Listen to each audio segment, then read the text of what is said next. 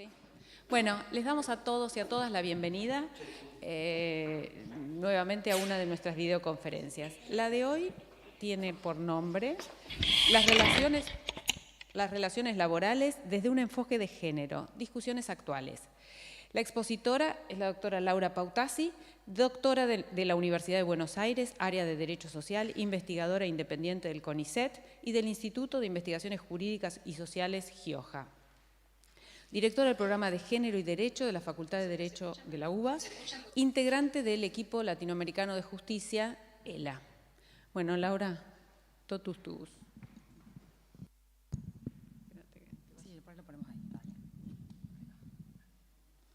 Bueno, muy buenas tardes.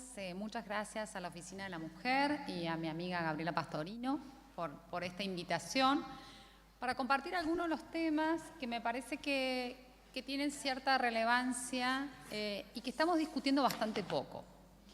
En mi presentación, y también para dar espacios a las preguntas y a las intervenciones que podamos tener en esta línea, voy a trabajar este gran campo de las relaciones laborales y no solamente circunscribiéndome al mercado de trabajo, que es donde generalmente asociamos el concepto de trabajo vinculado a las relaciones laborales formales, sino que vamos a ver todo el atravesamiento que este mercado de trabajo tiene por múltiples discriminaciones de género, que a pesar de la importante incorporación masiva de las mujeres al mercado de trabajo, estas no solamente que no se han reducido, no se han superado, sino que en muchos casos se están potenciando. Y esto está generando también un escenario de importante preocupación. Vinculado con esto es el concepto de cuidado, que también es trabajo y que generalmente no lo tenemos incorporado. Y allí, si bien ya sé que han tenido algún debate vinculado a temas de economía del cuidado, voy a tomar algunas perspectivas más actuales vinculadas al mundo de la consideración del derecho al trabajo. En un registro que busco estimular, y ojalá estemos todos de acuerdo en esa dirección, de que tenemos que tener una alerta todavía mayor ante escenarios regionales, y cuando hablamos de la región hablamos de toda América Latina, de tendencias regresivas en materia de derechos económicos, sociales y culturales, y todavía más regresivas en términos de perspectiva de género. En algún lugar hay un escenario que parece que las problemáticas de género estarían circunscriptas, algo que ha sido una demanda histórica de los movimientos de mujeres vinculados a la violencia y a la salud sexual y reproductiva, y con esto Argentina está claramente atravesada este año por un debate vinculado a lo que fue el proyecto de ley de interrupción voluntaria del embarazo, pero aquí no se limitan ni se terminan las demandas vinculadas a género. Y en el campo de las relaciones laborales creo que tenemos que poner una alerta todavía mayor hacia esas tendencias de las cuales vamos a tratar de compartir. No voy a presentar datos, voy a nombrar algunos, porque me parece que el punto central es ver esta tensión que históricamente, lo que es el mundo de las relaciones laborales, del trabajo, y este trabajo vinculado con una ocupación, con ciertos niveles de desempleo, de una tarea productiva, y esta tarea productiva que tiene una inserción y una vinculación y construye identidades y que va vinculando. En los últimos años, en América Latina, el gran cambio de agenda que se produce es a partir de los años 1980 con la incorporación masiva de las mujeres en el mercado de trabajo. Este dato, ya sea al final de algunos países saliendo de las dictaduras y comenzando los procesos de recuperación democrática, impacta fuertemente. Y este dato lo vamos a recuperar. Pero como les decía, no solamente vamos a identificar que el trabajo es el trabajo que se hace en un ámbito productivo, sino que lo que históricamente ha estado invisibilizado y no ha sido considerado trabajo es el trabajo de cuidado. Todo aquello que va a garantizar la reproducción social, todas aquellas actividades que van a nutrir, y en un concepto muy amplio de la idea de nutrir a una persona, y que esas actividades que se han realizado históricamente en el ámbito del hogar a cargo de mujeres, producen valor económico.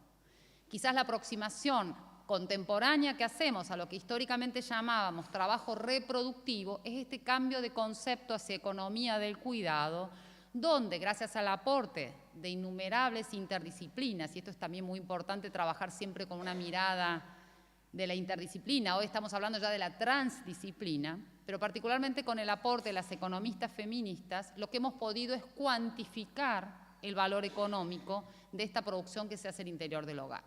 Y esto construye un dato de agenda sumamente importante, porque eso tiene un impacto muy fuertemente, no solamente en la construcción de lo que es el Producto Bruto Interno de cada uno de los países, sino además también cómo se distribuye el gasto público social.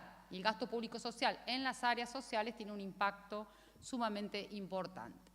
Pero además también el haber visibilizado esta economía del cuidado también está poniendo fuertemente en agenda, pero en el caso de las mujeres y al interior del hogar, con algo que ha estado históricamente denunciado, que tiene que ver con la injusta división sexual del trabajo.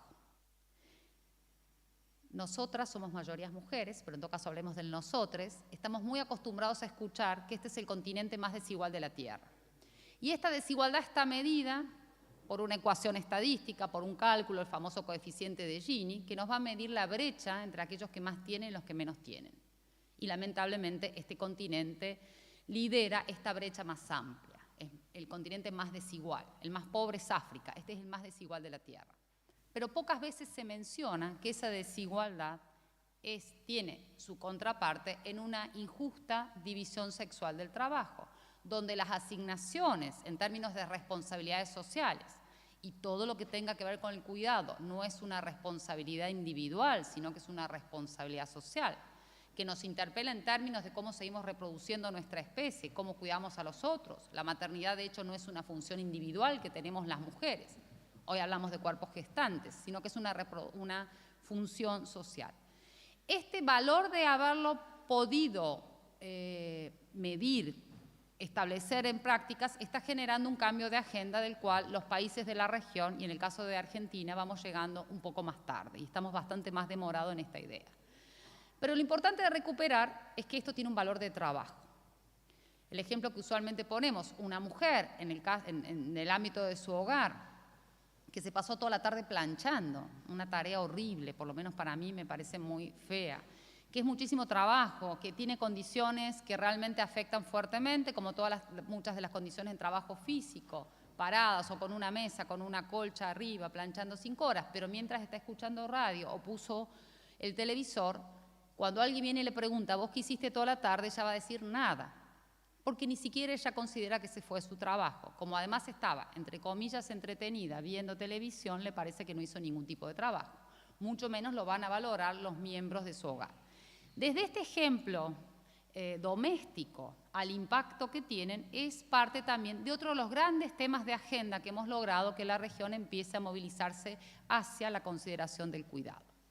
Pero queda un tercer ámbito de producción de relaciones laborales, que es otro que tenemos todavía más olvidado, que es el trabajo voluntario, que es el tiempo propio destinado a tareas socialmente útiles, pero que no tiene un beneficiario directo que sea un familiar.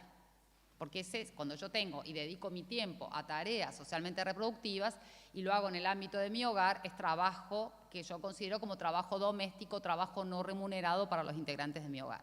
Trabajo voluntario lo hago socialmente, lo hago comunitariamente, puede ser desde ámbitos religiosos, desde ámbitos políticos cuando no son remunerados, desde ámbitos sociales y demás. Ese espacio de trabajo voluntario también está muy pocas veces se visibiliza. Ahora, lo que es cierto que todos estos ámbitos de trabajo, de producción de trabajo, están atravesados por discriminaciones de género. Y esto es lo que a pesar de todos estos años de hacerlo visible, de cuantificarlo, y ustedes saben que quienes nos dedicamos a los estudios de género y también quienes somos feministas, hemos tenido que construir estrategias para poder iniciar procesos de cambio con evidencia empírica. Esto que debería ser un dato claramente dado, porque nadie puede hacer una política pública, nadie puede dar una sentencia judicial si no tiene evidencia empírica. ¿A qué nos referimos en términos de esto? Yo necesito tener. Por eso muchas veces en la opinión pública uno escucha es un dato de la realidad. Eso es incorrecto. Si es un dato, refiere a que hay evidencia empírica. Si no, es un supuesto.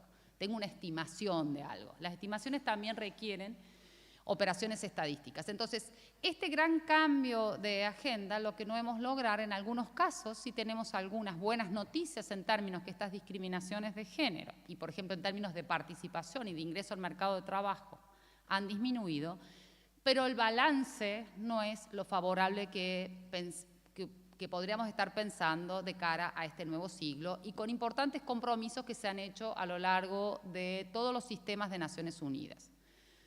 Cuando en el año 2000 se firmó la Declaración de Objetivos del Milenio, la famosa Declaración del Milenio, que 187 países del mundo suscribieron, un instrumento de Naciones Unidas, donde se comprometían por primera vez en 8 objetivos. De cara a este nuevo siglo había que pensar particularmente a reducir la pobreza. Y se define lo que ustedes seguramente conocen, los famosos 8 ODM, Objetivos de Desarrollo del Milenio, que fue una estrategia muy interesante y también muy importante en líneas de construir fuentes de información, porque si bien estaba muy pensada también para África y para poder avanzar en, ojalá, disminuir fuertemente el flagelo de la pobreza, se definieron también indicadores vinculados a la equidad de género, al medio ambiente, a disminuir la mortalidad materna, la mortalidad infantil. Y el dato novedoso de esta declaración fue que se le solicitó a los estados voluntariamente que vayan presentando evidencia, tomando como fuente, como línea de base el año 1990 hasta el 2015, que eran las rondas de medición, de cuánto habían avanzado en disminuir o en el cumplimiento de estos 8 primeros objetivos.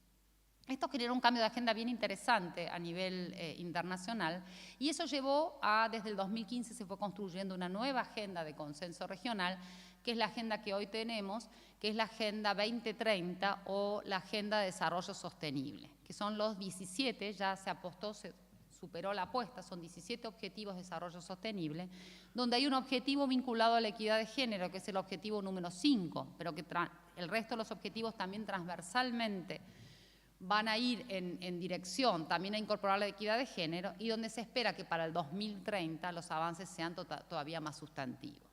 Y esta Agenda 2030 también avanza en poner una mirada muy fuerte para evaluar los avances en términos de la desigualdad.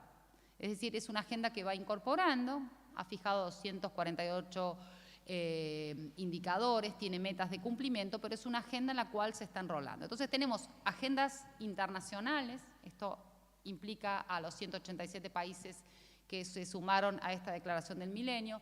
Tenemos agendas regionales, tenemos organismos de consenso regional, por ejemplo, un mecanismo de consenso regional muy interesante es la Conferencia de la Mujer de América Latina y el Caribe, que se celebra cada 3 años, es un mecanismo de cooperación y de coordinación cuya Secretaría Técnica está en la División de Asuntos de Género, la CEPAL, que cada 3 años en distintos países de la región y del Caribe se van tomando, se concentra en una conferencia las ministras de la mujer o sus equivalentes a nivel de la máxima institucionalidad en términos de género, la sociedad civil y los organismos especializados de Naciones Unidas. Y ahí se plantean también agendas regionales sobre esta línea. Y el tema del trabajo siempre está en agenda. Tema de las discriminaciones en términos de lo que sufrimos, la incorporación productiva como en el trabajo de cuidado, están permanentemente en agendas. Entonces, no es un tema del cual no se haya puesto en agenda, no es un tema del cual cotidianamente, pero sí es un tema que cada vez tiende menos a tener agendas específicas. ¿Con esto qué quiero señalar? Cada vez menos estamos debatiendo y uno de los puntos que yo invito al debate es, por ejemplo, en el campo de las regulaciones laborales. Hace mucho tiempo que no tenemos debate, a pesar de que recientemente tenemos proyectos de reformas laboral y de seguridad social, de un importante impacto en términos de lo que estas propuestas están generando y sin embargo esto no condice con debates en relación a qué regulaciones estamos estableciendo, cuánto estas regulaciones condicen.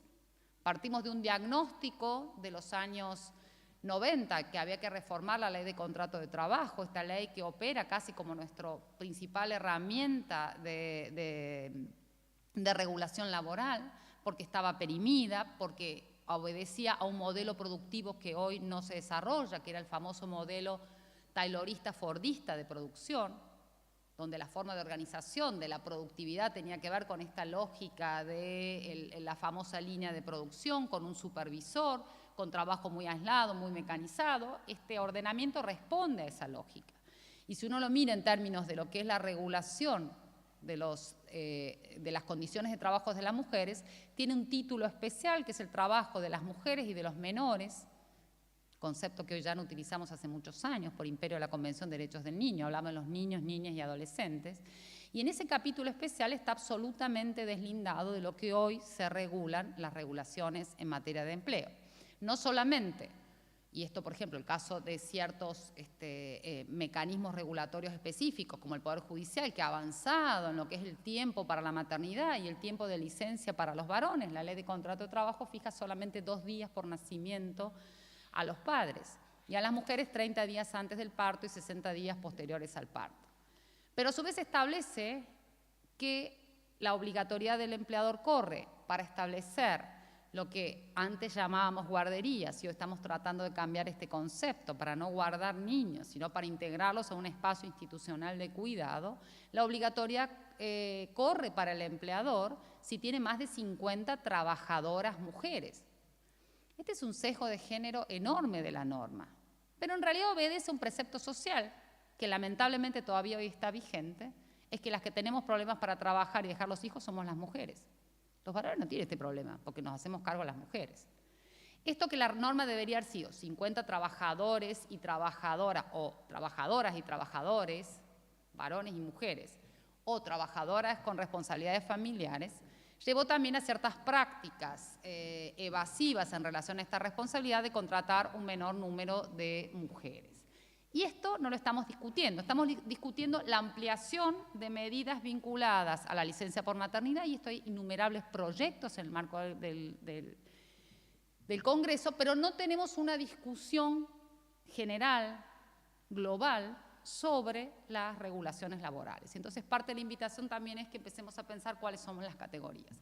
Si miramos los manuales de estudio y los manuales de trabajo y seguridad social, vemos que ciertas categorías, por ejemplo en seguridad social, el peso que tienen hoy las medidas no contributivas, debido a todos los programas de transferencia condicionadas, todos los sistemas de pensiones no contributivas, siguen ocupando en un manual de seguridad social 1,5 páginas cuando están. Cuando eso implica en términos del gasto público, de la responsabilidad de funcionamiento, por ejemplo, de la Administración Nacional de Seguridad Social, un impacto enorme. Y esto no está reflejado en la forma que estamos enseñando. ¿Sobre qué categorías estamos trabajando? Entonces allí tenemos que estas discriminaciones de género se visualizan por discriminaciones de género en el funcionamiento del mercado de trabajo, y ahora vamos a ver las patologías que este funcionamiento tiene, pero además también por una ausencia de debate de políticas laborales. Hace mucho tiempo que tampoco discutimos políticas laborales, si hay que estimular determinados ámbitos. Y en el caso regulatorio. Quizás el último esfuerzo de regulación de las relaciones laborales se dio tanto con el cambio del estatuto del peón rural hacia la consideración del trabajador rural, y el otro gran cambio de discusión, que era un cambio que tenía 50 años de rezago, que era el tratamiento discriminatorio de lo que regulaba el Estatuto de Servicio Doméstico en 1956 hacia la Ley de Trabajadoras de Casas Particulares, que estuvo 2 años en debate legislativo y hasta que logró su sanción y equiparó a este sector ocupacional, que era altamente discriminado por las condiciones de contratación, por las condiciones de regulación, pero además también tenía la gran paradoja.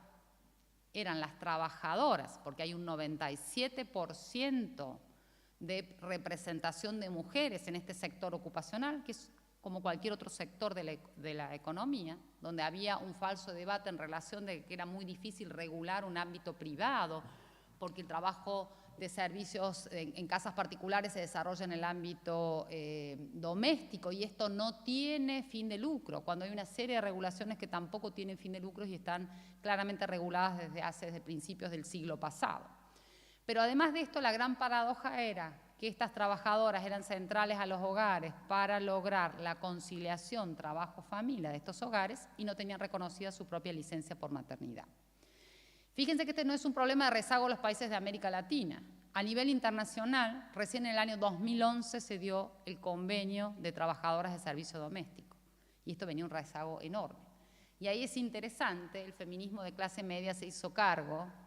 Y hay interesantes debates en esta línea diciendo, para todas las feministas nos fue muy funcional contar con una trabajadora de servicio doméstico, a la cual teníamos el mejor trato, por supuesto, porque somos feministas, pero no fue totalmente funcional para lograr llevar adelante todos nuestros reclamos, nuestras reivindicaciones por los derechos de las mujeres y nos olvidamos de las reivindicaciones centrales de quienes nos estaban facilitando nuestras tareas de conciliación, porque le era más fácil pagar a una trabajadora de servicio doméstico que establecer nuevas relaciones de responsabilidades con sus cónyuges. Y este fue el gran vector de inserción de las mujeres. Parte de este cambio de agenda que yo decía al inicio, que se da por la incorporación masiva de las mujeres en el mercado de trabajo, la presencia de las mujeres en el ámbito público llevó a que rezagaran nuevas negociaciones en el ámbito privado. Y es entendible, el ejercicio de la autonomía no se da de un día para el otro, es una construcción que dado que ni siquiera se puede dar en los sectores más educados, en los sectores de mayor nivel de ingreso, porque de la mano de esto tenemos también otro indicador. La violencia de género impacta transversalmente a todos los sectores sociales. Las mujeres más educadas, con mayor nivel de ingreso, son tan víctimas de violencia de género como aquella mujer más vulnerable. Sin duda, con distintas manifestaciones, con distinto grado de intensidad, pero también las atraviesa, que esto tiene que ver parte con el atravesamiento del modelo patriarcal. Y este tipo de relaciones no pueden estar por fuera de la regulación y de la discusión integral que tenemos que hacer en el campo de las políticas. Tenemos una tendencia muy importante en la región a hablar de sistemas. Entonces hablamos de un sistema integrado previsional argentino. Cuando uno mira el SIPA, es lo más desintegrado que existe. Hay un régimen de reparto, hay 13 cajas provinciales, hay más de 140 cajas profesionales, no existen mecanismos de reconocimiento de aportes que uno pasa de una jurisdicción a otra, y eso que tiene sistema, nada. Solo un título, que no condice con esta línea. Lo mismo, no podemos estar pensando en análisis de políticas laborales sin vincular cuáles son las relaciones o cuáles son las formas en las que las personas resuelven su problemática de cuidado. Porque ya tenemos suficiente evidencia empírica que a quienes más nos afectan los hijos son a las mujeres. No es lo mismo lo que nos afecta un hijo que 2, que 3 hijos. En los varones es muy bajo el impacto que tienen la presencia de hijos en el hogar en su trayectoria laboral. En cambio, en las mujeres tiene un impacto fuerte. Entonces, esto no puede ser un desconocimiento en relación a lo que nosotras podamos pensar y discutir socialmente como una agenda de empleo o una agenda laboral. Pero además de estas relaciones son tan importantes, tenemos que ver los atravesamientos por violencias que tienen que ver con un debate del cual estamos dando muy poca cuenta en los últimos años, es en el impacto que tuvo este cambio de agenda. En 1960, en América Latina había un 22% de fuerza de trabajo femenina. En el 2017, tenemos un 66% de participación laboral de las mujeres en el mercado de trabajo. Este es un dato altamente auspicioso. Logramos insertarnos masivamente. Como les decía, esto es un indicador de autonomía muy importante, de autonomía económica, porque la contracara, que todavía tenemos un número muy alto de personas, y de esto de mujeres, en el caso de Argentina, un 19% de mujeres no percibe ningún ingreso. Y este es un dato de una debilidad en desarrollo de autonomía económica, que no es la única autonomía de la cual tenemos que alcanzar. Existe la autonomía económica, existe la autonomía física, cómo está garantizada mi vida libre de violencias. Y este es el concepto de hablar de violencias en plural, no solamente violencia en las relaciones de género, sino violencia institucional, violencia estatal, pero además también la autonomía física. Y esto también tiene que ver, fíjense, si nosotros miramos la región y miramos el caso de Argentina, recién en el año 2004 se logró la aplicación del Plan Nacional de Salud Sexual y Reproductiva, con enorme dificultad, que implicó la provisión gratuita de anticonceptivos. Y de nuevo, esto que era un dato de mediados de la década del siglo pasado, del descubrimiento de la píldora anticonceptiva, que fue el gran indicador. Todas ustedes son todas muy jóvenes, ya nacieron con la anticoncepción. Pero quienes no somos tan jóvenes, ese dato fue fundamental en la historia de la humanidad. La posibilidad de tener, y hay muy pocas reivindicaciones a quien descubre la píldora como el elemento, y luego se desarrolla una importante tecnología reproductiva. Pero ese dato de tener la posibilidad de que externamente pueda regular mi fecundidad y en esa regulación externa pueda disfrutar de una sexualidad sin el riesgo de la concepción, fue el gran cambio de agenda. Y eso implicó, por eso en 1960 se empiezan a disparar las tasas de participación de las mujeres. El desafío que tuvimos que enfrentar, y en esto la lucha de los movimientos de mujeres y de las feministas, es cómo democratizamos ese acceso para los sectores medios, y siempre estas cuestiones se resuelven en lo que en las ciencias sociales llamamos estratificadamente. Si yo dispongo de ingresos, me resulta todo más fácil en la vida. No mejor, más fácil. Y en eso más fácil podía acceder seguramente a todos estos métodos anticonceptivos, y esto también estuvo muy atravesado por la discusión en relación al aborto en estos días, y el gran desafío fue democratizar ese acceso. Se avanzó en democratizar, no lo que deberíamos. Todavía tenemos una deuda muy importante con el acceso a anticonceptivos, sobre todo a las jóvenes en la región. Los indicadores de embarazo adolescente y embarazo infantil son altísimos, y esto también fue muy importante, toda la discusión de la ley, porque se puso en agenda y hubo una difusión ciudadana muy importante en relación a estos datos. Pero ese dato y cómo yo sostengo una trayectoria, por ejemplo, donde yo garantizo autonomía física con autonomía física, y lo cual tenemos autonomía de salud sexual reproductiva, autonomía de una vida libre de violencia, más autonomía económica, y el otro indicador fuerte de autonomía es la autonomía política. No solamente estamos altamente preocupados por el acceso de las mujeres a los puestos de conducción, y esto tiene un correlato directo en que, a pesar de esta sostenida incorporación de las mujeres en el ámbito productivo, existen los dos fenómenos que vinculamos a la segregación ocupacional. Las mujeres, y ustedes han escuchado muchas veces el concepto de techo de cristal, no llegamos a los puestos más altos en la estructura económica y en la estructura de toma de decisiones, porque existe este techo que es como un cristal, un vidrio, que formalmente no está puesto en ningún reglamento, en ninguna norma, pero que impide llegar a las mujeres a los puestos de conducción. Y son múltiples los factores por los cuales no llegamos las mujeres, no porque no nos interese, no porque no tengamos capacidades, sino que básicamente operan mecanismos de discriminación de género que van impidiendo este acceso a los puestos de conducción. Y la contracara sería el fenómeno que la literatura llama el piso barroso. Estamos todas pegoteadas al suelo porque y hay una sobrerepresentación de las mujeres en los puestos más bajos de la jerarquía ocupacional. El caso nuevamente del empleo de servicio doméstico, el empleo doméstico remunerado, habla también, si miramos el clasificador de ocupacional, es un puesto que no está claramente definido. Y esto está empezando a tener tensiones en relación, por ejemplo, a todo el aumento de la demanda de cuidado de personas mayores. Ese aumento de cuidado de personas mayores hace que sea un puesto que todavía no está definido. El puesto de la niñera está un poco más definido, y está más definido en términos de categorías fiscales, no de categorías laborales.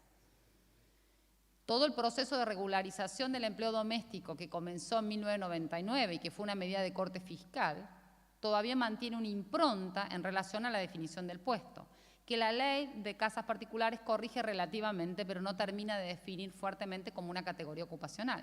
Entonces, una cuidadora o cuidador de persona adulta mayor dice, bueno, pero es que mi empleador pretende que yo haga la limpieza del hogar, y esta no es mi función está establecida para cuidar a la persona adulta mayor. Tampoco le tengo que preparar la comida si esto no está dentro del contrato. Digamos, esta dificultad para definir también habla con estos mecanismos de discriminación. Y esto es lo que, vuelvo a insistir, no estamos pensando colectivamente, no estamos pensando cuál es nuestra definición, inclusive en nuestro propio rol de empleadores domésticos. Muchas veces nos olvidamos que somos todos nosotros seguramente empleadores. Esto me parece como una cosa alejada. En realidad estamos siempre situados en el rol de trabajadores, trabajadoras, y nunca como empleadores, pero también somos empleadores de nuestra trabajadora, si tienen jardín, de un jardinero, de una serie de acuerdos, y en los cuales estas categorías pocas veces las reflexionamos. Estamos más tranquilos porque logramos la regularización, pero además estamos más tranquilos porque supuestamente estamos protegidos de una demanda laboral que además va a ser tremenda, rompiendo todos los pactos que supuestamente solamente nosotros establecimos con nuestra trabajadora y no a la inversa, etcétera, etcétera. Pero cómo pensamos las funciones, cómo definimos conjuntamente un contrato laboral, esto no está dado. Pagamos mensualmente el aporte previsional y se acabó. Si efectivamente accede a la obra social o no accede, parece que no es nuestra responsabilidad como empleadores. Y esto creo que son las tensiones que están en agenda, que debería importante tenerlo. Pero este dato de que tenemos ya en 2017 un 66% de mujeres en la región, lo que por ejemplo organismos como la CEPAL, que nos permite ver tendencias regionales porque es el organismo de Naciones Unidas que regula las encuestas de hogares, lo que nos está mostrando una desaceleración sustantiva en la incorporación de las mujeres al mercado de trabajo. Y esto advierte una preocupación adicional. ¿Pero qué pasó? Porque también tenemos una desaceleración muy fuerte en términos de crecimiento y estamos teniendo un aumento importante de la pobreza. Pobreza que además incide mayoritariamente en las mujeres y en los niños, niñas y adolescentes. La pobreza es sobre representación siempre de mujeres, de niños, niñas y adolescentes en toda América Latina. Este fenómeno de la desaceleración tiene que ver no con un comportamiento de la oferta, no es que las mujeres estamos decidiendo trabajar menos. Por una parte es un impacto directo de los programas de transferencia condicionada de ingresos. Ustedes saben, en Argentina quizás la que tenemos más presente es la asignación universal por hijo, que en realidad no es una política de empleo, es una política en la cual en el año 2009 se reconoció la informalidad laboral, que es el gran problema de la región o uno de los grandes problemas en términos de mercado de trabajo, y se extendió un beneficio que sí tenían los asalariados formales hacia los asalariados informales. Al inicio no estaba identificado quién era el principal perceptor, los requisitos eran que había que solicitar esta asignación, igual que la asignación formal, esta asignación en tanto hubiese niños y niñas dentro del hogar, niños menores de 18 años. No estaba identificado al principio quién era el perceptor. Sí, un cambio interesante que se dio en muchos y se da en muchos de los programas en la región es que ya no es la trabajadora. Antes teníamos programas de transferencia también de ingresos, pero dirigidos hacia desempleados. Entonces el anterior, que sería el plan Jefas y Jefes de Hogar, que no sé si ustedes recuerdan, surgió en plena crisis del 2001, la titularidad estaba dado para la persona desempleada, que tuviese hijos dentro del hogar y estuviese en condiciones de pobreza. Por eso fue el gran programa masivo, porque en el 2001 lamentablemente teníamos 60% de la población por debajo de la línea de la pobreza y un 40% en indigencia. Pero el otro entonces alcanzó a 2 millones de destinatarios, esto que incorrectamente se llama beneficiarios. Y esto es un concepto incorrecto. El Estado tiene obligaciones en relación a las personas que están en condiciones de pobreza, no tiene que dar beneficios. La idea de beneficios corresponde a otros ámbitos, en todo caso del trabajo voluntario, no de las responsabilidades estatales. Pero estos 2 millones de destinatarios, como era un programa que se llamaría técnicamente autofocalizado, es decir, las personas lo tenían que solicitar, que estuviesen en esas condiciones, tenían que solicitar el plan Jefas y Jefes de Hogar, lo que pasó que fue un plan que fue altamente feminizado. Quienes se movilizan fuertemente para conseguir fueron mujeres. Ese plan tenía ciertas contraprestaciones, insisto, era un plan vinculado a trabajo transitorio. Cada persona que era destinatario o perceptora de este plan tenía que devolver 4 horas diarias de trabajo socialmente útil. Luego esto va quedando y después de este plan se deriva en otro plan que fue el Plan Familias por la Inclusión Social, que ahí ya directamente está destinado hacia mujeres.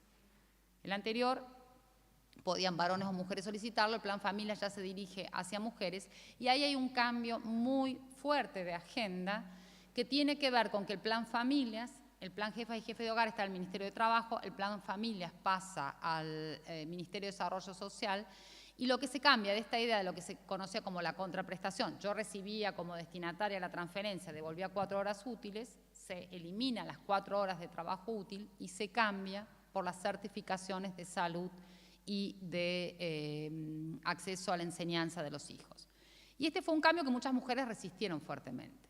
El ámbito social, donde ellas devolvían sus horas socialmente útiles, que en muchos casos era un ámbito político y era un ámbito de acceso al mundo público, de mujeres en altos niveles de vulnerabilidad, fue muy resistido porque no querían perder ese espacio de construcción, ese espacio de vinculación que fue sumamente importante, a pesar de que el Plan Familias comparativamente les daba más ingresos, porque era mayor dinero. Y esto entonces habla también de ciertos comportamientos que muchas veces, livianamente desde la opinión pública se habla de ciertas representaciones vinculadas a estas estrategias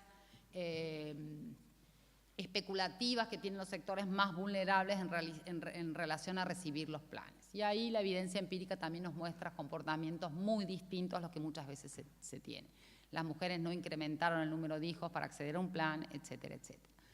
Del Plan Familia pasamos a la asignación universal por hijo. Y entonces allí lo que tenemos es que la titularidad pasa a ser de los niños. Cada niño, niña y adolescente es el titular. Y quien es perceptora es la madre.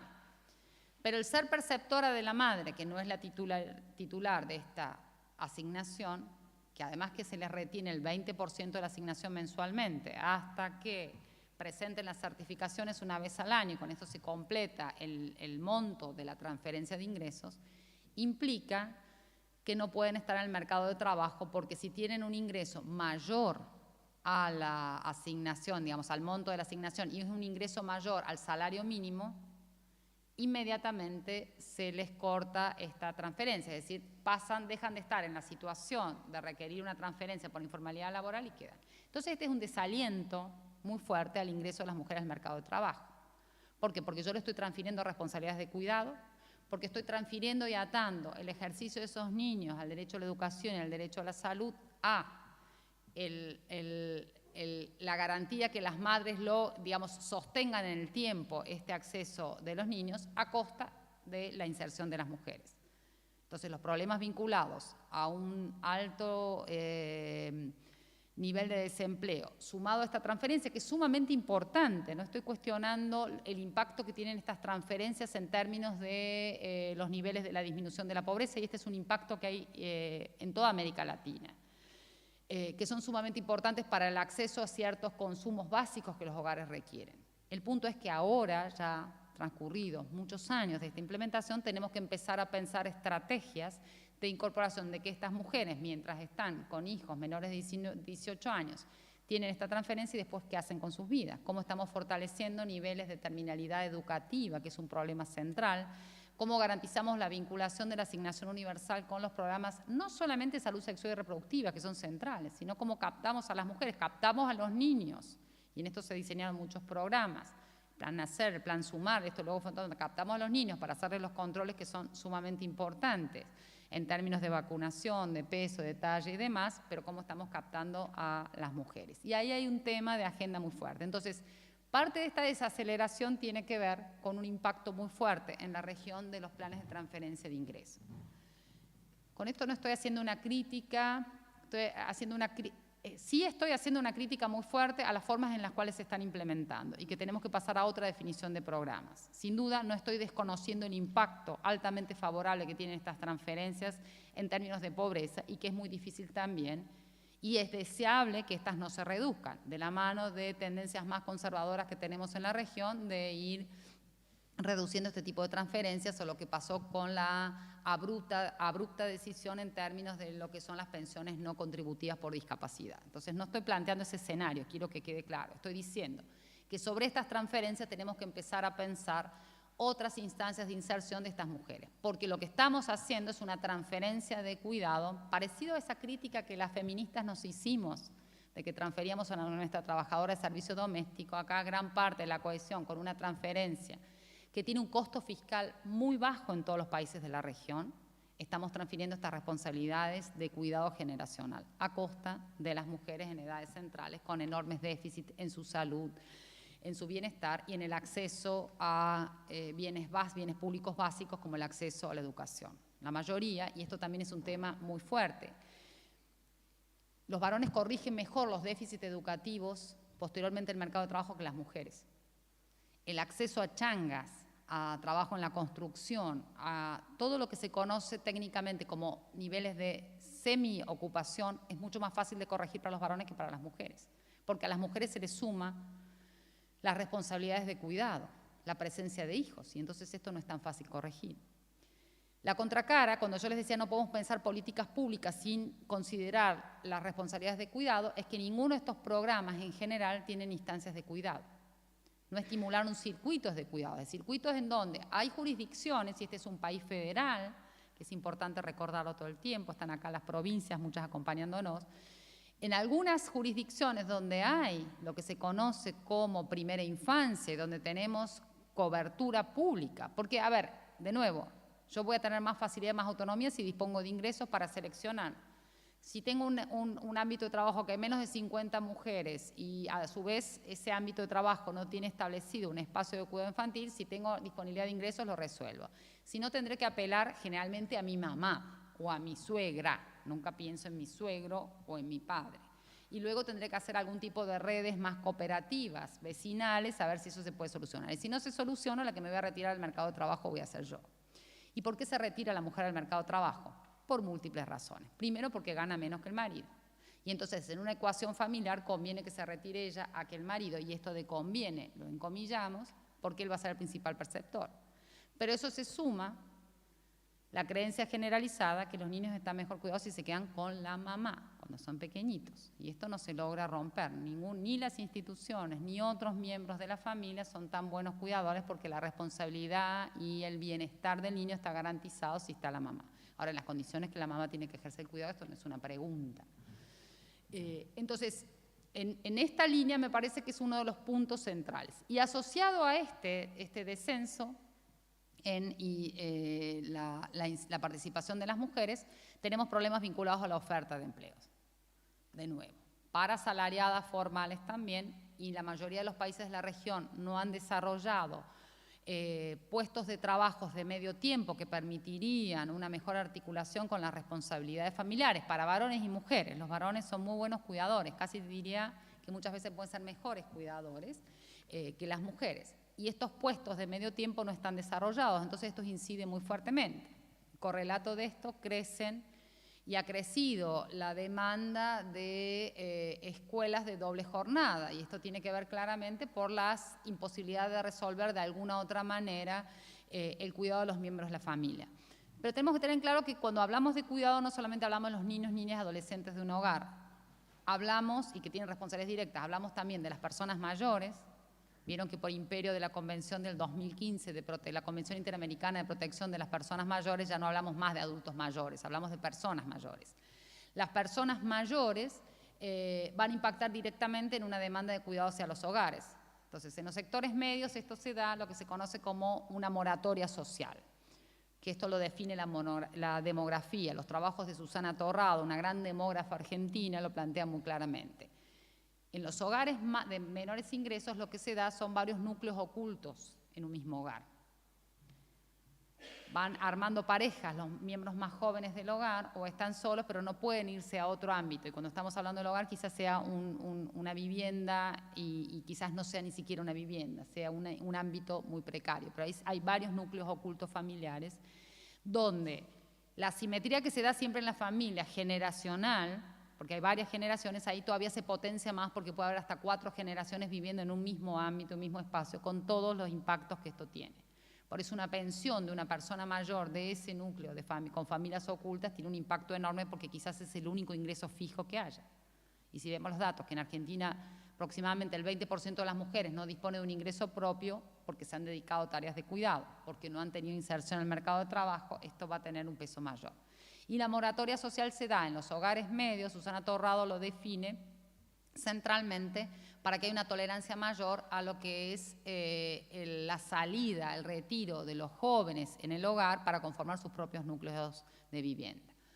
Esto que se quedan 30, 35, muchos años más viviendo, la joven soltera o el joven soltero en el núcleo del hogar se llama como una suerte de moratoria social. En estos comportamientos demográficos que son centrales para pensar políticas de empleo también, porque eso también me va a dar un cambio en lo que se conoce como la tasa de dependencia. ¿Cuántas personas tengo yo a cargo para cuidar? Si nosotros miramos Ciudad de Buenos Aires, la tasa de dependencia de niños, niñas y adolescentes es menos de la mitad que lo que es en el Chaco y se revierte con personas adultas. Aquí la tasa de dependencia es más alta que en el Chaco. Tiene que ver con condiciones de vida, con un proceso que se conoce como la transición demográfica, cómo esto va atravesando y que estamos en América Latina con poblaciones claramente envejecidas y un aceleramiento poblacional muy rápido, que vamos a llegar al 2050, con una inversión, lo que era siempre la curva de la curva de participación demográfica se está achicando en la cima y ensanchando en la cúspide. Y esto también tiene que ver, por un lado, con una elección que podemos ejercer las mujeres, las cuales podamos elegir nuestros ciclos reproductivos, pero este descenso de la tasa de natalidad con aumento de embarazo adolescente o infantil tiene otros desajustes muy fuertes dentro de las proyecciones de toda la población. Pero además también tenemos un fenómeno que no lo estamos mirando con el detenimiento que requiere, y esto afecta fuertemente a las mujeres, sobre todo a las mujeres de jefatura de hogar unipersonal, o sea, mujeres jefas de hogar, un 30% en la región hay de mujeres con jefatura de hogar unipersonal, que es el fenómeno de los trabajadores pobres. Trabajan, trabajan, trabajan y no salen de la condición de pobreza. Y esos trabajadores pobres que están un poquito más de una línea que es el salario mínimo, que esto también es muy importante para los debates jurisprudenciales, cuáles son los cálculos en los cuales estamos utilizando también a nivel de las sentencias judiciales para poner ciertos estándares o ciertos mínimos, ese salario mínimo claramente no condice con los costos de inflación y demás.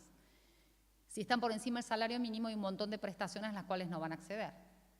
Entonces son trabajadores pobres sin protección social y con una débil seguridad social, porque no necesariamente estos trabajadores pobres, muy por el contrario, no son asalariados formales, por lo tanto no tienen seguridad social, pero están desempeñando distintos tipos de trabajos. Y ahí esto está muy asociado al fenómeno de la informalidad laboral, que también nuevamente afecta diferenciadamente a mujeres y a varones. Como fenómeno global, lleva muchos años en la región la informalidad laboral. Esto significa esta obligación que tiene el Estado de garantizar la registración laboral, que cada trabajador esté bajo un puesto de trabajo conformado, con un contrato de empleo y se le apliquen los descuentos de la seguridad social. No solamente que no se está cumpliendo en la región, sino que además los niveles de fiscalización de los estados han bajado. Han sido pocos los esfuerzos, se han hecho algunos programas. A principio en la primera década de este siglo se hicieron algunos programas de registración laboral, pero no han tenido el impacto suficiente. Entonces el fenómeno de la informalidad laboral, algunos países como Ecuador, Bolivia aumentaron fuertemente la registración laboral, pero esto está afectando también fuertemente a mujeres y a varones. También tenemos el punto central que se ha revertido muy poco en América Latina, que tiene que ver con la brecha salarial. Los otros que están allí ya los mencioné. Todavía tenemos un promedio entre un 35 y 40% de brecha salarial en la región. Y esto es sumamente alto. Y esto tiene distintas manifestaciones. No es una manifestación directa, donde es más fácil probar las situaciones de discriminación laboral, sino esto tiene que ver con el total de la ocupación. Y este total de la ocupación, donde se estiman estos cálculos que van mostrando la brecha salarial, también da cuenta de un subempleo sostenido de las mujeres. Las mujeres somos subempleadas demandantes, trabajamos menos horas de las que requerimos trabajar. Y esto también está impactando muy fuertemente sobre las condiciones de vida y sobre las trayectorias laborales. Y esto a su vez también llega a un punto central que tiene que ver con las trayectorias laborales. Y este creo que es uno de los grandes temas en los cuales tenemos que poner la mirada. No podemos dejar de pensar cómo se construye una trayectoria laboral. Hubo durante muchos años la pauta del trabajador a la trabajadora ideal. Esa pauta está totalmente desajustada a lo que puede ser porque el concepto del trabajador ideal era un varón asalariado, formal, protegido, que tenía una esposa a cargo, que estaba en el hogar, que los beneficios de la seguridad social de este trabajador, digamos, con un único ingreso ese hogar se podía sostener, no importaba la autonomía, estamos hablando de lo que se podía sostener ese hogar. Los beneficios de la seguridad social llegaban por cascada o goteo al núcleo familiar y se garantizaba. Esa pauta hace muchos años que no está. El patrón de un único proveedor se ha roto en América Latina. Son muy pocos las instancias donde se está manteniendo, son muy pocos los espacios. Y bienvenido sea que sean los pocos espacios. La participación de la mujer en el mercado de trabajo no tiene que ser solamente por un indicador de que se requieren más ingresos en el hogar. Es un desarrollo de autonomía económica, de ejercicio de una ocupación, de ejercicio de una profesión, de acceso a mejores niveles educativos. Ahora, un dato en relación a la educación. Las mujeres estamos más educadas en toda América Latina. Sin embargo, eso no condice con el acceso a los puestos de trabajo. En general, las mujeres acceden a puestos de las cuales están sobrecalificadas para los puestos de trabajo. Ustedes me dirán, sí, pero todos estamos mal en el mercado de trabajo. Y es cierto, varones y mujeres la estamos pasando todos mal. Muchos estamos precarizados. Quizás muchos de ustedes también son docentes universitarios en un momento que se está convocando una marcha federal por reclamo a la situación de la universidad. Bueno, ahí estamos todavía más precarizados. Y puedo seguir hablando innumerables ejemplos. Sin duda que a todos nos está afectando, pero no nos afecta de la misma manera. Y en la medida que esta trayectoria laboral no se vea de cara también al peso que tiene la presencia de hijos en el hogar. Y esto va a condicionar claramente, y ustedes lo pueden ver cotidianamente en sus vidas, quienes se pueden quedar por fuera de los trabajos, más horarios, quienes tienen disponibilidad para un mercado de trabajo cada vez más demandante, para rotar turnos, para viajar, para irse. Generalmente son los varones, las mujeres empezamos a hacer arreglos de equilibrio, porque el dato de la inserción masiva de las mujeres en el mercado de trabajo no condijo con un dato de inserción masiva de los varones en las tareas de cuidado. Y esto las encuestas de uso del tiempo nos muestran claramente esta diferencia. Ahora, esto yo lo vengo repitiendo hace 25 años y cambia bastante poco. Vamos avanzando a tener mejores fuentes de cálculo, ¿no? Es decir, en Argentina todavía no tenemos una encuesta de uso del tiempo, pero la Ciudad de Buenos Aires está avanzando en una encuesta interesante sobre uso del tiempo. Se hizo un módulo especial de la encuesta permanente de hogares en el 2013, donde muestra una brecha de 3.8 de mayor tiempo que dedican las mujeres de cuidado, y si esto no cambia. Un ejemplo que vengo repitiendo hace muchos años, que muestran los países donde tienen desagregado el tipo de actividades, que los varones avanzaron en todo lo que es lúdico, todo lo que tiene que ver con el ámbito público, todo lo que tiene que ver con la cocina, pero no lavan el baño, no planchan y no cuidan a las personas mayores. Y ese dato es muy fuerte. Los progenitores siguen a cargo de la nuera.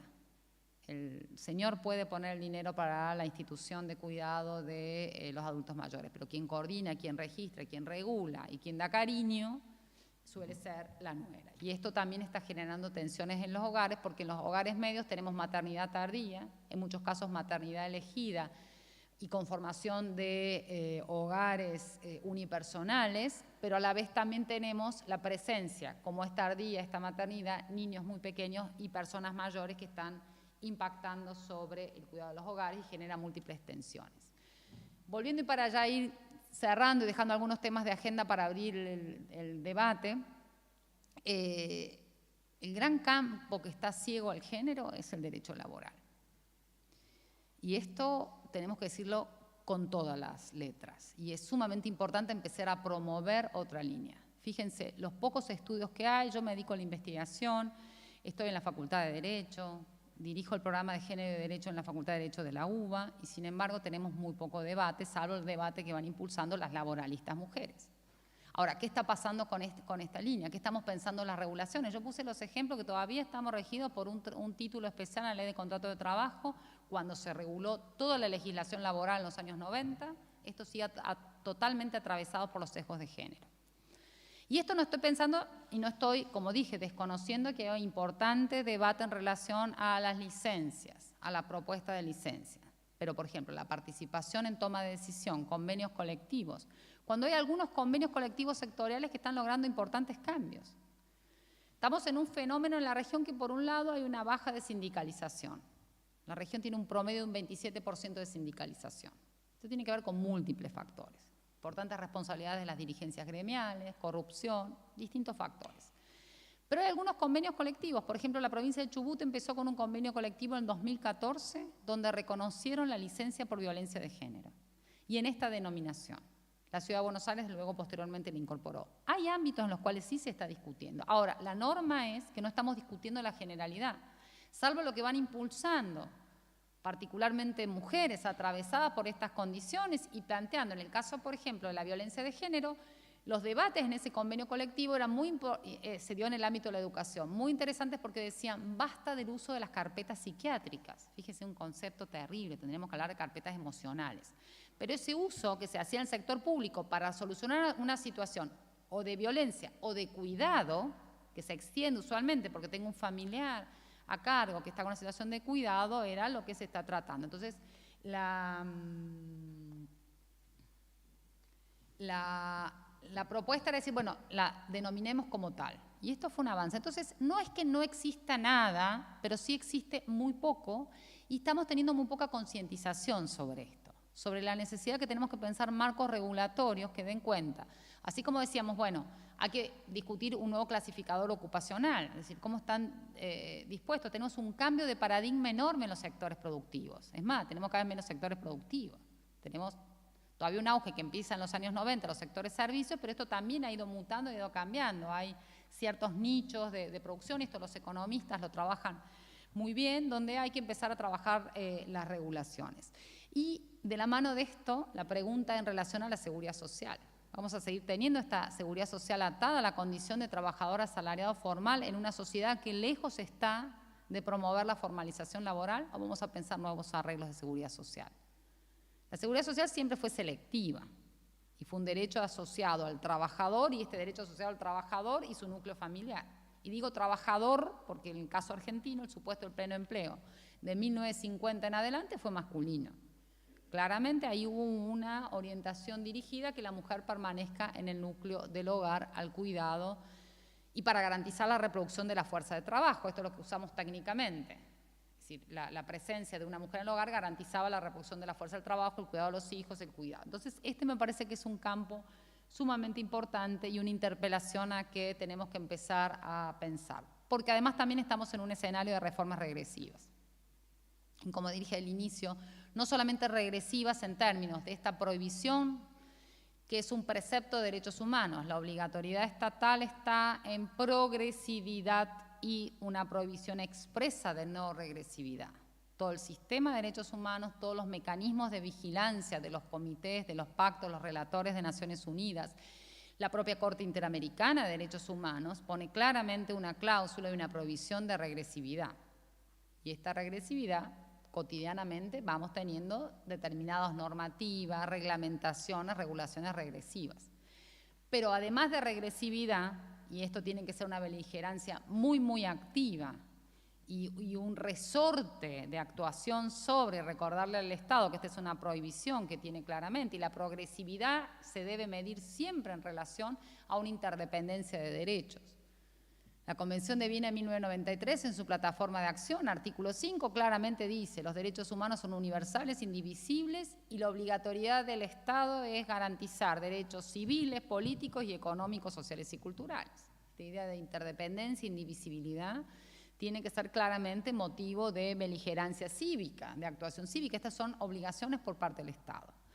Pero a las reformas regresivas en términos de mecanismos de estabilidad laboral hay que agregarle la ceguera al género. Entonces no podemos permitir que sigamos ante esta ceguera del género, porque como les dije, la inserción masiva es como el acceso a los derechos. El acceso a los derechos formalmente no nos garantizó con mejores condiciones de efectividad en el acceso a esos derechos. Y hoy estamos también en esta situación, que estos 40, 50 años de participación cada vez más masiva de las mujeres en el mercado de trabajo no están garantizando trayectorias libres de discriminaciones de género. Ojalá estuviésemos en ese escenario y la beligerancia viniese en otra línea, pero claramente ahí tenemos que tener un indicador. Y el otro punto importante tiene que ver con el reconocimiento del cuidado como un derecho. Y esto fue un avance que se logró en los últimos años, y por eso el mecanismo de los consensos que genera la Conferencia Regional de la Mujer de América Latina y el Caribe, que fue uno de los espacios donde primero se desembarcó este reconocimiento, tenía que ver con pensar una estrategia, cómo desvinculábamos las responsabilidades de cuidado para que se garantice su ejercicio, para que sean protegidas del ámbito de la relación asalariada formal. Porque las pocas regulaciones, que eran escasas, pero por ejemplo la licencia por maternidad, que asume la seguridad social como una medida no discriminatoria, solamente afecta o protege, en todo caso, a las trabajadoras asalariadas formales. El resto había algunas medidas vinculadas al sector educación, pero la educación no tiene que ser una variable de conciliación. Los niños tienen que ir a la escuela para educarse, no tiene que ser el lugar donde los dejamos para nosotros trabajar. Y esto también tiene que tener claro. Por eso que no se pueden hacer diferenciales entre sectores públicos y privados. Entonces, unos ejercen derecho a la educación y otros son depositados allí las horas que requerimos.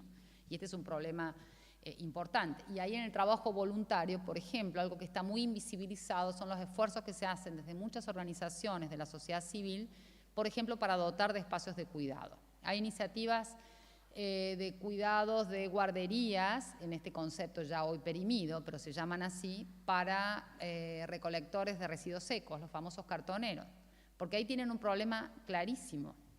Al inicio, si ustedes los veían, iban con los niños, porque la recolección de los cartones se hace a la noche. Y lo hacían correctamente. ¿Dónde iban a dejar los chicos? No los podían dejar donde vivían, solos, absolutamente vulnerables a todas las situaciones. Entonces empezó esta oferta, y hay toda una oferta comunitaria de cuidado, también para personas mayores se ha ido avanzando absolutamente de trabajo voluntario, con muy escaso reconocimiento, con muy baja línea de subsidios de la Ciudad de Buenos Aires o la región metropolitana. En las provincias hay situaciones similares y que están resolviendo. Y que además hay un esfuerzo para que no sean guarderías de pobres para pobres, sino que sean espacios efectivamente con tareas lúdicas, con actividades, etcétera, etcétera. Ahí hay todo un campo importante verlo. Entonces, ¿cómo garantizábamos separarlo de la relación asalariada formal? Y allí vino esta aplicación del enfoque de derechos, ver todos los pactos y tratados internacionales cómo reconocen el cuidado. La Convención de Derechos del Niño no solamente reconoce la obligatoriedad de cuidado de los niños sujetos de derecho, este gran cambio de paradigma que hizo la Convención, sino que además establece la obligatoriedad totalmente equitativa a ambos progenitores. Del mismo modo, por ejemplo, la CEDAW también establece la Convención contra la Discriminación de la Mujer. Y así había el Comité del Pacto Internacional de Derechos Económicos, Sociales y Culturales también interpreta la obligación del cuidado. Entonces, la aplicación del enfoque de derechos de todo este corpus interpretativo se definió que el cuidado es un derecho, el derecho a cuidar, a ser cuidado y al autocuidado. Y esto implicó un consenso en términos de los estados que fueron reconociendo este derecho de cuidado y, por ejemplo, países que tienen más avanzado una respuesta estatal a las problemáticas de cuidado, como el caso de Uruguay, con la definición del Sistema Nacional de Cuidados, parte de la base que el cuidado es un derecho. Y este reconocimiento del cuidado como un derecho humano implica que se establecen obligaciones para el Estado.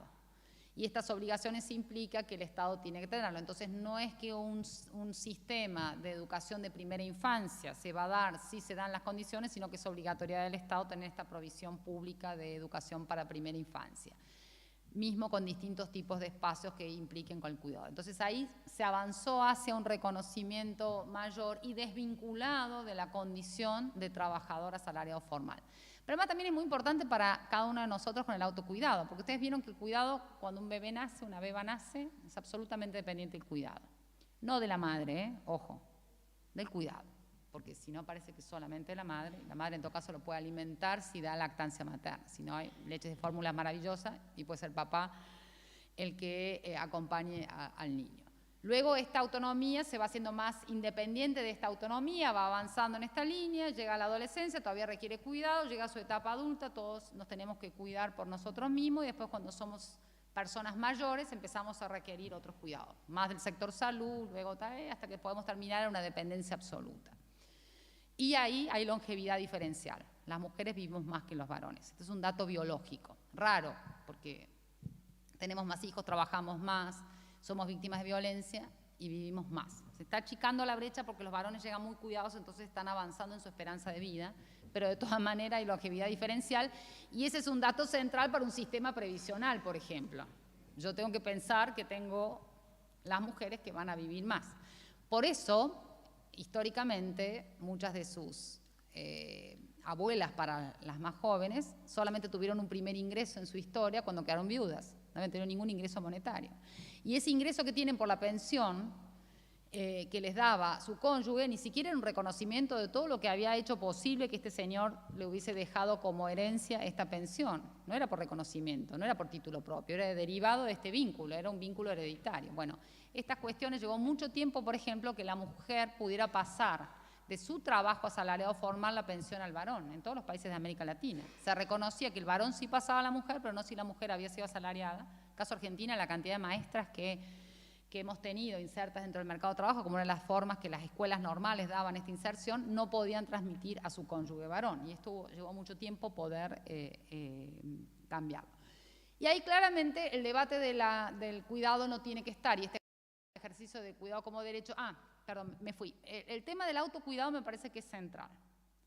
No puede ser que nosotros tengamos, y solamente uno piensa controles en salud, ¿no? Ir al odontólogo pidiendo permiso para el trabajo o ir cuando tengo vacaciones. Entonces, de las 10 vacaciones me tomo 3 o 4 días acá, me voy de vacaciones, pues vuelvo 3 o 4 días acá para hacerme todos los chequeos anuales. Es una locura. Entonces tendría que ser parte de la lógica y del reconocimiento del cuidado y del autocuidado como un derecho, de mi derecho a cuidarme también, de poder establecer estas lógicas. El derecho a cuidarme también es el uso del tiempo libre, el derecho al ocio, es un gran derecho que hay que reivindicar más fuertemente. Y esto no tiene que estar para nada ciego al género. El concepto de ceguera al género es un concepto que va más allá de la neutralidad. En general, sabemos que no existe neutralidad. Muchas veces escuchamos a técnicos que son los que definen, por ejemplo, un sistema previsional y dicen, no, yo soy actuario, soy técnico, no tengo ningún interés político. Es una gran mentira, no es neutral. Ninguno de nosotros somos neutrales. El concepto de ceguera de género es un concepto de Naila Kabir, una autora del desarrollo muy interesante, una feminista, que ella dice, no, la ceguera de género va un poco más allá, porque es un interés directo en desvincularlas a las mujeres del contexto de su vida. Es de negar que estamos atravesadas por estas relaciones sociales de género. Aide Virguín, una querida amiga y feminista argentina, decía, no hay problemas de las mujeres, sino que la sociedad está atravesada por los problemas de las mujeres. Y fíjense todos los puntos que hablamos donde las mujeres vamos y venimos todo el tiempo, donde somos centrales en garantizar el cuidado, el bienestar y también el trabajo productivo, a pesar de que hay mayor inserción de los varones en el mismo. Entonces, estamos en un escenario donde ha habido importantes logros, esto sin duda. Ha habido importantes esfuerzos estatales. Siempre tenemos una vara muy alta para medir y para sancionar a los estados. Ha habido estados de que tienen una ceguera todavía mayor, pero en general ha habido algunos esfuerzos importantes. Ahora, el escenario también marca esto que ya veníamos diciendo, escasos debates de políticas laborales, la presencia de los programas de transferencia condicionados como casi la única política sobre los sectores informales, poco avance sobre la fiscalización y sobre la regulación del trabajo y la problemática vinculada a las reformas laborales de corte regresivo. Y finalmente, y con esto sí termino, aquí tenemos que volvernos a preguntar el rol de las instituciones laborales. Y yo comencé hablando de relaciones laborales. Me parece que este concepto mucho más amplio son los conceptos en los cuales tenemos que ir mutando de legislación, de derecho laboral, hacia esta complejidad de relaciones laborales atravesadas por el género, pero también atravesadas por otras identidades. Todo el debate de identidades de género, toda la población trans, hemos avanzado en tener en algunas jurisdicciones cupo trans, y esto es sumamente importante. Bueno, esto hay que construir también estas nuevas relaciones con identidades sexuales diversas. El debate sobre la registración laboral, qué mercados de trabajo y qué obligatoriedad hay en relación a los puestos de trabajo. Y esta es la invitación final a ustedes que están en este campo, cuál es el impacto que tenemos en la jurisprudencia. Y ahí me parece que estamos en un desacople muy marcado. Parte de esto que venimos señalando en relación a la débil definición de políticas, a la falta de políticas laborales, políticas económicas, porque yo no puedo definir políticas laborales si no defino políticas económicas inclusivas. ¿Qué impacto esto está teniendo en la jurisprudencia? Seguimos con patrones jurisprudenciales que en algunos casos pueden estar desconociendo, y esto va variando en las distintas jurisprudencias, pero ¿cómo están trabajando en esta línea? ¿Cuál es la incorporación? ¿Cuál es la posibilidad de abrir nuevos debates allí, que sería como sumamente interesante, no seguir con patrones? Yo ponía el ejemplo de los tratados de trabajo y seguridad social, los manuales de enseñanza, pero también me parece que en el campo del Poder Judicial se abre un debate sumamente rico, importante, que trasciende a los fueros laborales de seguridad social, sino que debería estar generando una incorporación muy lejos de la ceguera del género que hoy tenemos. Así que esto sería para abrir el debate. Gracias.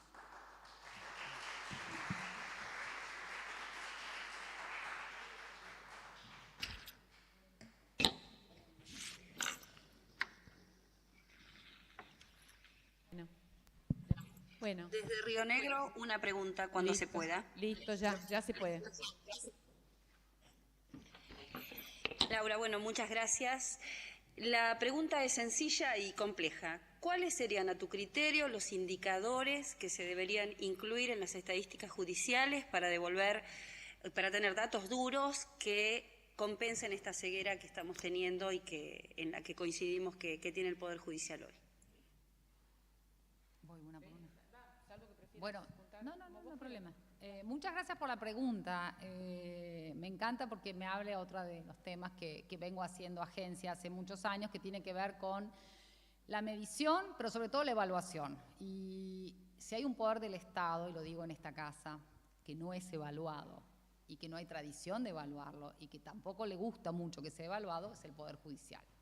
Y estamos en el momento de iniciar, porque los mecanismos de monitoreo internacional, tanto la Convención de Belén do Pará y su mecanismo de seguimiento a través del mecanismo de expertas de Belén do Pará, el CEBI, junto con el mecanismo de medición del Protocolo de San Salvador, 2 pactos, protocolo adicional de la Convención Americana en Derechos Económicos, Sociales y Culturales, les está exigiendo a los estados que presenten indicadores de acceso a la justicia.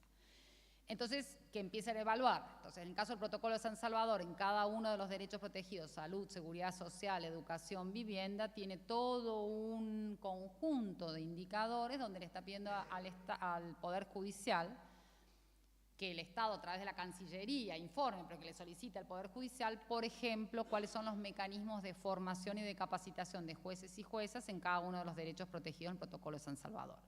Entonces, allí ya hay un piso mínimo de indicadores en relación a tu pregunta, de indicadores que ya se les está pidiendo a los estados y que tienen que completar. En el caso del Protocolo de San Salvador, la información está disponible en la página de la OEA, no es una página muy fácil de llegar, pero es una página que dice Informe del Protocolo de San Salvador, y está el informe de Argentina, que ya fue evaluado por el grupo de trabajo del Protocolo San Salvador, donde ustedes pueden ver ahí los indicadores de acceso a la justicia. Ahí Argentina informó sobre salud, educación y seguridad social. Y eso sería interesante el ejercicio, buscarlo y ver lo que informó allí. Y Belén do Pará es lo mismo. Belén do Pará también tiene toda una categoría que es acceso a la justicia. ¿Y por qué tiene estos indicadores de acceso a la justicia? Porque es la forma de medir si efectivamente la garantía, esta garantía principal que tengo de ser titular de un derecho, se está efectivizando en términos de acceso a la justicia. Así que allí hay indicadores claros. Belén do Pará todavía más fuerte porque es específica sobre género, pero en el caso del Protocolo de San Salvador tiene transversalmente género.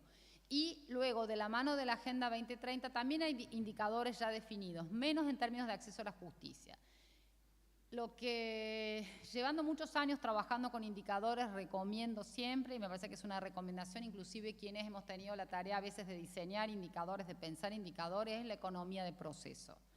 No inventemos nuevos más que son costosos de hacer, de mantener la fuente de información, de que eso te lleguen, sino utilicemos los que ya están disponibles. En este caso son obligatorios para el Estado argentino. Entonces sería importante porque además, y pensando en una pregunta que viene desde Río Negro, es muy importante que se presente y se empiece a presionar para que esos informes de monitoreo tengan datos a nivel provincial. Porque en general, cuando completan estos datos los estados, tienen solamente datos a nivel nacional. Y ahí sería una buena oportunidad. Vos querías, ya vamos para allá, pero ahora tenemos una pregunta en el salón. Buenas tardes. Mi pregunta, Laura, tiene que ver con si tenés idea de experiencias o pensado, ¿cuál podría ser el rol de los sindicatos en la inserción de estas políticas de cuidado? Yo estoy una convencida de que, así bien están desde el comienzo de la vida hasta el sepelio, en muchos casos creo que deberían tener un rol o podríamos pedirles que lo tengan en este tema, ¿no? Sí, totalmente de acuerdo. Bueno, primero, a los sindicatos que sí le cumplan ley de cupo, por ejemplo. 2007 a la fecha no llega al 7% de la representación y eso realmente es una demanda que quedó en la norma y poco activa, ¿no? Lo segundo, totalmente, y ahí no ha sido fácil el diálogo con los sindicatos. Quienes estamos en el campo de las políticas de cuidado no es fácil, hay una resistencia importante.